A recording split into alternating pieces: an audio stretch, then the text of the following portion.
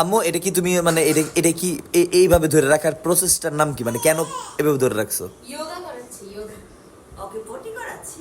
মানে এটা পটি করাইতে হইলে বাচ্চাদের পা এভাবে, ওই যে এই তোমরা কি বলো ওইগুলি, যোগা করতেছি, যোগা। তোমাদের লজ্জার কথা কেন বলো? লজ্জা, লজ্জা। মানে আমার মেয়ের আম্মু এত সুন্দর করে মানে এই কি বলে পটি করাচ্ছে, আর এই পটি করানোর স্টাইলটা এত ফানি, আমি আমার ভালোই লাগে, ব্যাঙের মতো করে মানে ধরে রাখতে হয়। এভাবে রাখলে কি আর হয়? আর বড় হলে তখন পাটা অটো উপরে উঠাই দিবে আর কয়েকদিন পরে, তখন আর এদিকে একদম লেগে যাবে না পায়েটায় না।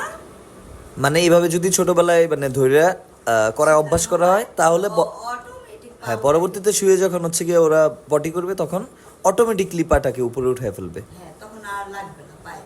মানে সবকিছু আসলে অভ্যাস বা ট্রেনিং এর বিষয়। হবে না। হ্যাঁ অভ্যাস বা ট্রেনিং এর বিষয় আসলে। জাস মাশাআল্লাহ। এমন যতটুকু দাদুনের সাথে কি করে জিয়ানা? খাক্কা করাচ্ছে। আবার